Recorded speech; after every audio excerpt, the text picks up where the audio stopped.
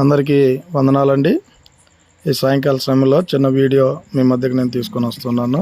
చూసినట్లయితే చిల్డ్రన్స్ ప్రోగ్రామ్కై ముందు రోజుగా మేమందరము ఇలాగున కూడి మా పాస్టర్ గారు, పాస్టరమ్మ గారు, అలాగే కొంతమంది యవనస్తులు మేమందరము కూడుకొని ఇక్కడ మట్టి వేయడం జరిగింది ఫ్రెండ్స్. చక్కగా అక్కడంతా చాలా గుంతలంతా ఉన్నాయి.